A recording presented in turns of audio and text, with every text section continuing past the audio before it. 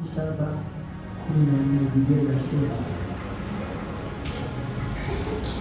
ikiwa watu wangu walioitwa kwa jina langu watajinyenyekesha na kuomba na kunitafuta uso na kuziacha njia zao mbaya, basi nitasikia toka mbinguni na kuwasamehe dhambi yao na kuiponya nchi yao. Naomba tusomee pia Petro wa kwanza sura ya 5 mstari wa 6 na wa 7. Petro, kitabu cha kwanza cha Petro, waraka wa kwanza wa Petro, mtume Petro sura ya 5 mstari wa 6 na wa 7. Petro wa kwanza 5:6-7 Biblia inasema, basi nyenyekeeni chini ya mkono wa Mungu ulio hodari, ili awakweze kwa wakati wake, huku mkimtwika yeye fadhaa zenu zote, kwa maana yeye hujishughulisha sana kwa mambo yenu. Amen. Na pia Mathayo 17 mstari wa 14 hadi 21. Mathayo, Injili ya Mathayo 17 mstari wa 14 hadi ule wa 21.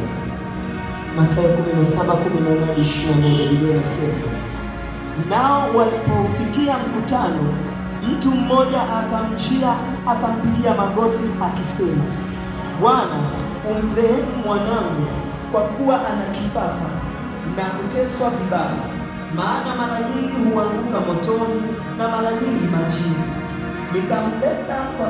Nikamleta kwa wanafunzi wako wasiweze kumponya. Yesu akajibu akasema, enyi kizazi kisichoamini kilichopotoka, nitakaa pamoja nanyi hata lini? Nitachukuliana nanyi hata lini? Mleteni huku kwangu. Yesu akamkemea pepo, naye akamtoka. Yule kijana akapona tangu saa ile. Kisha wale wanafunzi wakamwendea Yesu kwa faragha wakasema, mbona sisi hatukuweza kumtoa? Yesu akawaambia, kwa sababu ya upungufu wa imani yenu. Kwa maana amini nawaambia, mkiwa na imani kiasi cha punde ya haradali, mtauambia mlima huu, ondoka hapa uende kule, nao utaondoka, wala halitakuwapo neno lisilowezekana kwenu. Lakini namna hii haitoki ila kwa kusali na kufunga. Amen. Bwana Yesu asifiwe. Katika mistari hii tumeona mambo makubwa sana. Zaidi tunaona kabisa kwamba katika Ezra tunaona kunyenyekea kwa ajili ya safari yao waliokuwa nayo. Safari ilikuwa ndefu, walikuwa wanatoka Babeli kurudi katika nchi yao. Walikuwa wamemwambia mfalme kabisa kwamba sisi hatuhitaji jeshi kwa sababu tunaye Bwana wa majeshi.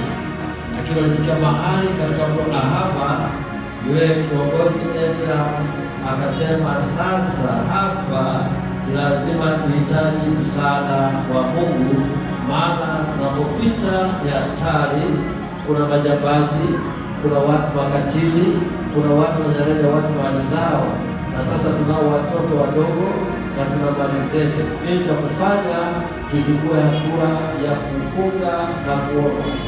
Wakafunga na kuomba na Bwana akatabara, maanake kwamba Bwana akajibu maombi yao, wakaendelea na safari. Katika waraka katika kitabu cha pili cha Mambo ya Nyakati tunaona Mungu akihimiza kwamba kama watu wangu walioitwa kwa jina langu watajinyenyekeza na kuniomba na kuacha uovu wao, nitasikia nami nitawaponya, nitasamehe na nitaiponya nchi yao.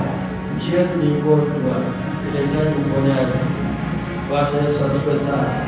Hakuna anaweza kukataa. Kwa hiyo nchi yetu ni gonjwa, inahitaji uponyaji. Petro naye anasema tukijinyenyekeza katika mkono wa Bwana Mungu wetu hata kuinua. Katika Mathayo tunaona kwamba ni mambo gani ambayo yanashindikana, yote yanashindikana, Bwana anatenda kwa moyo wa kufunga. Kwa hapo tunaangalia mambo manne muhimu sana katika somo letu la leo. Jambo la kwanza, kushuka na kunyenyekeza mbele za Bwana. Tunaposhuka mwanzo wa siku, tunaposhuka mwanzo wa mwezi, mwanzo wa wiki, katika wiki, lazima pia wewe mwenyewe ujiwekea ratiba yako ya maombi ya kufunga na kunyenyekeza. Maombi yanafanya ushuke chini ya nguvu za Mungu, wala si kwa nguvu zako, wala si kwa uwezo wako, wala si kwa akili zako, wala kwa kazi yako njema ulionayo, bali tunashuka mbele za Mungu mwanzo wa siku, wakati ukianza katika usiku wa manane au wakati wa jini kuwika asubuhi na mapema, kama Yesu alivyokuwa anafanya. Alikuwa anakwenda mahali pasipokuwa na watu, anaomba Mungu.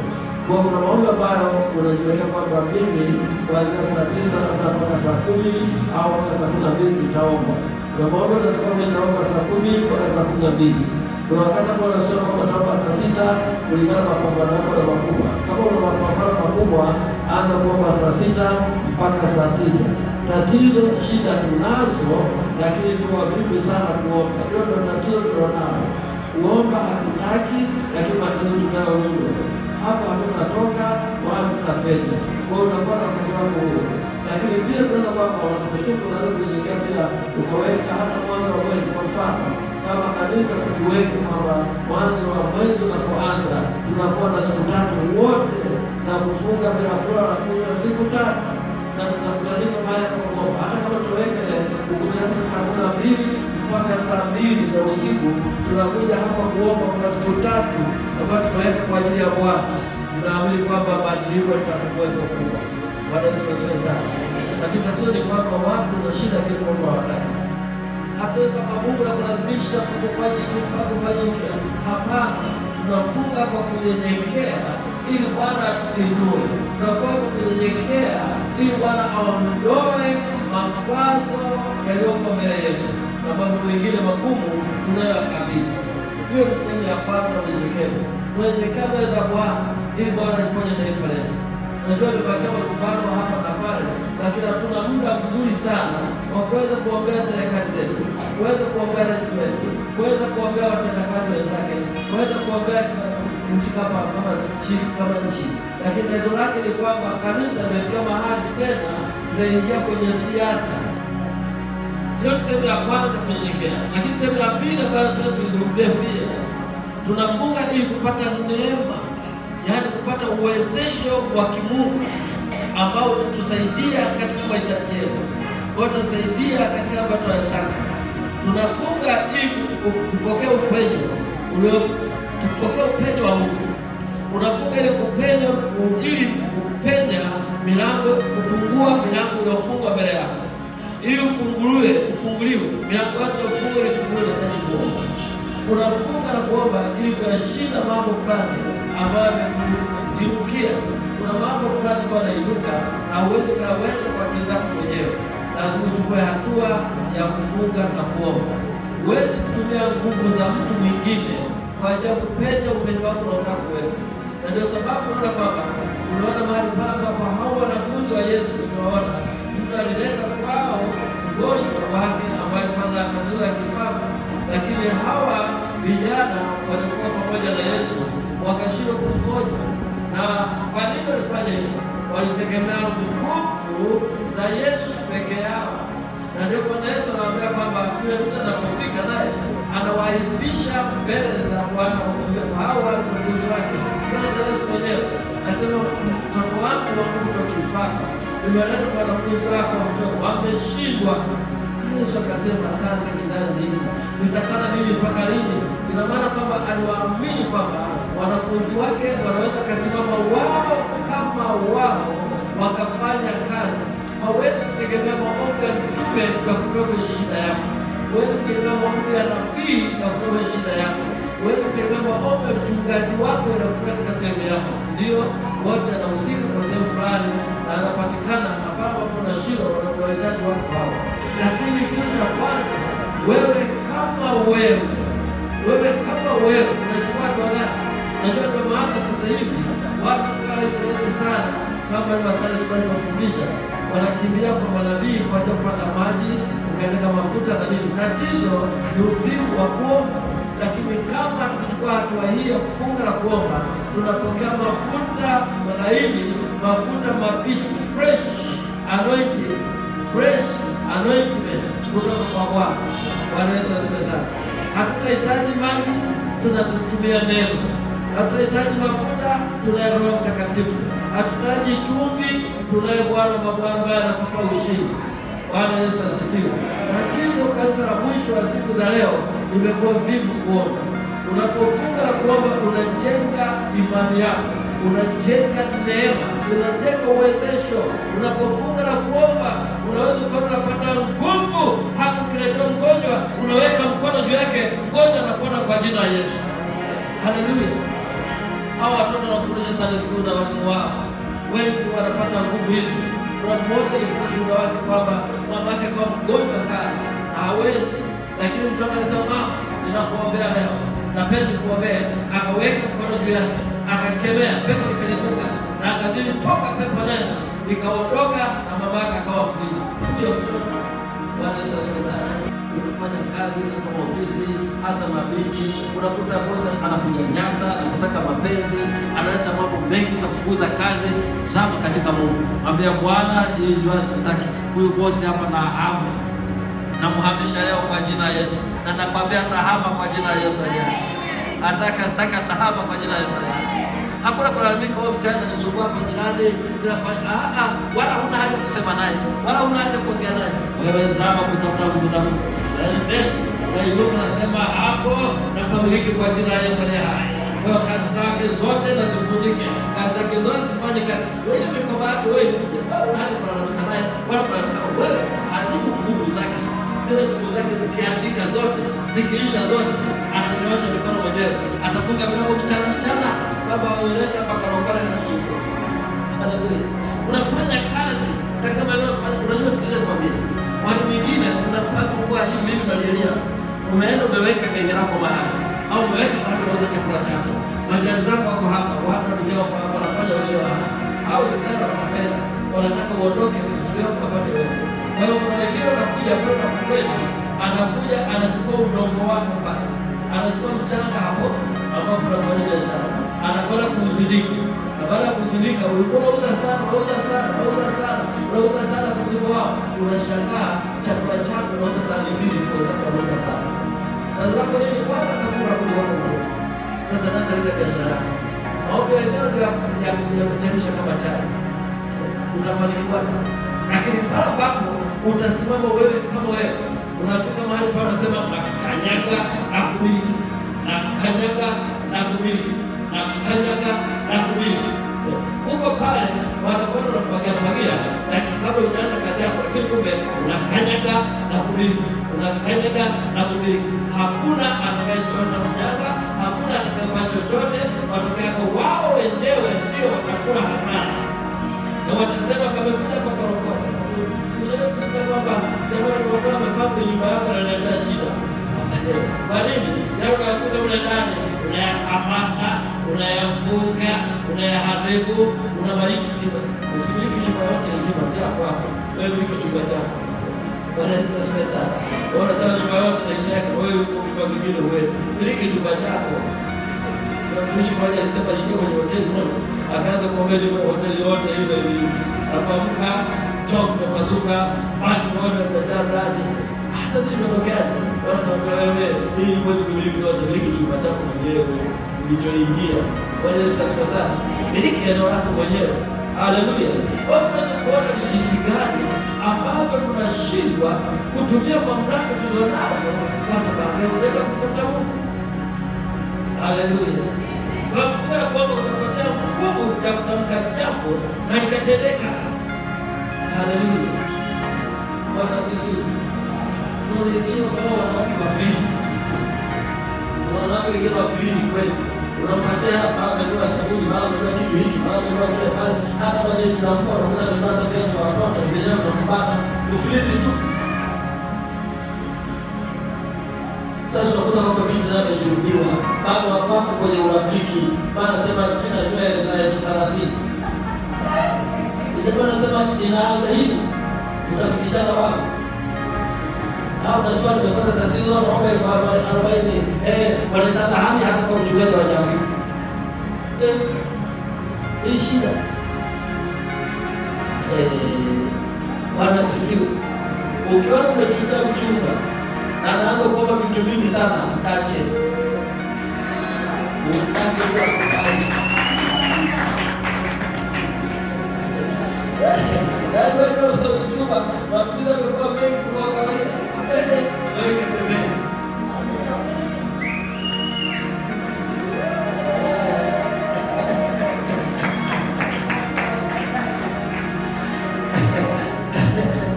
Bwana asifiwe. Lakini ndio moja nyingine. Unakuta wewe binti unadika hata pete. Hata kwa kumi ya matumizi hakuna na una matatizo. Wewe Mungu acha na huyo. Ukiingia kwenye ndoa kunyima kusema. Wewe kupeleka mwenyewe kwa hiari yake kuja kuomba kuna shida. Sababu kupeleka mwenyewe ndio ndio kusikele. Kuna shida. Okay. Lakini wewe kwenye mchumba hata kukuletea hata hakuna kujua huyu kati.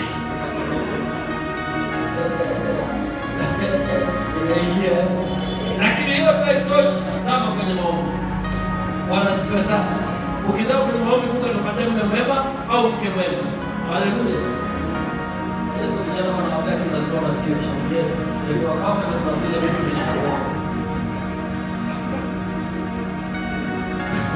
Kuna mara kuzama boza. Yaani kile unachofanya akifiki kinazimika kinakwisha. Yaani kwa nini? Unaona kwamba kile unachokifanya ukifanya biashara hasa ukifanya biashara hasa matokeo yake unaingia kwenye mikopo na tunazowadi au shadini na wengine kama mnakausha damu kama unakausha damu na utubu kama kwa mtu unakausha damu ajui kweli unakopa laki moja na kwenda kwa mwezi laki moja na 20,000 msije kwa mnafanya na ikipita miezi mitatu na hiyo na tozo hayo na kinalipa na yenyewe matokeo yake mkopo laki 2 na wewe ulipa na kabili mara 5 au shadamu.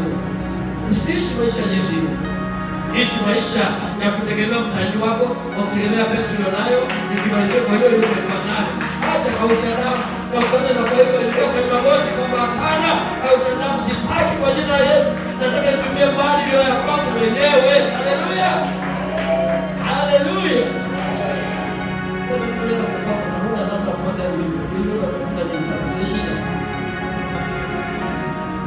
Maraki ukoo utaweza kupitia majina na mabibi na mababa. Unaingia na majina ya jirani hapa. Wewe unakutesa. Unachike.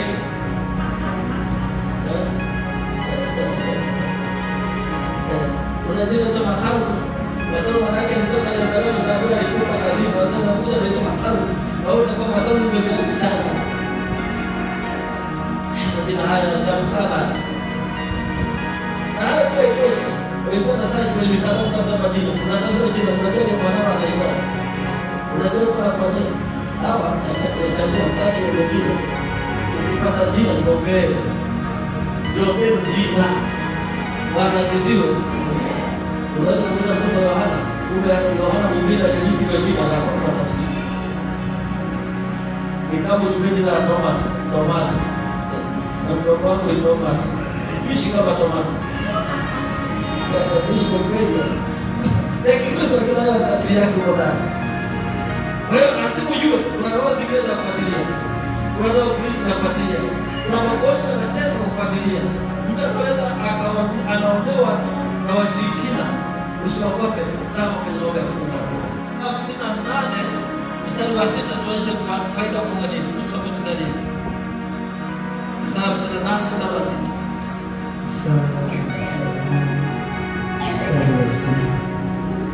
Biblia inasema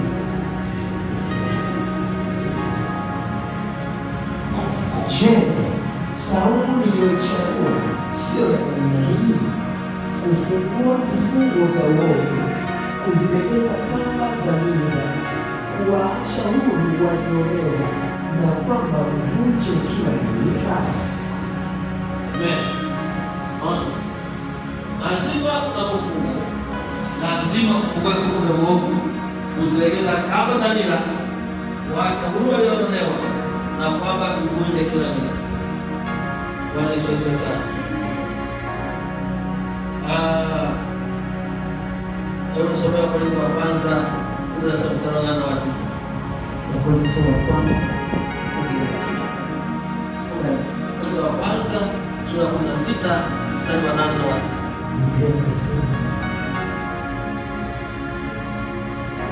Lakini nitakaa Efeso hata Pentekoste, kwa maana nimefunguliwa mlango mkubwa wa kufaa sana, na watu wengi wanipingao. Bwana Yesu asifiwe sana. Kwa nini Paulo alikaa Efeso mpaka Pentekoste? Alikuwa kwenye kuomba. Ilibidi afunge na kuomba pale Efeso, kwa sababu aliona kuna milango mikubwa sana imefunguliwa, lakini wako wapingao. Wapendwa wangu, kuna milango yako mbele yako imefunguliwa, lakini kuna wale wapingao. Kuna milango ya mafanikio mbele yako, lakini adui anaifunga. Kuna milango ya mafanikio yako, lakini kuna wengi wanaifunga ya milango. Lazima usimame useme hapana katika jina la Yesu aliye hai. Lazima usimame hapana katika jina la Yesu aliye hai. Paulo anasema nitabaki Efeso mpaka Pentekoste. Kwa nini? Aliingia anakosa kwamba nimefungua milango mikubwa sana, lakini wako wapingao. Kukana mlango wa kumefungwa. Kukana mlango wa kumefungwa. Akasema hapana, hapa lazima kieleweke. Kwa nini mlango wa biashara unafungwa? Kwa nini mlango wa mafanikio unafungwa? Kwa nini mlango wa watoto wako unafungwa? Kuna milango inafungwa hata kwa watoto wako kielimu. Lazima ukae chini, umtafute Bwana. Lazima ukae chini, umwombe Mungu aweze kufungulia milango yako katika ushindi mkubwa. Bwana Yesu asifiwe sana. Hebu soma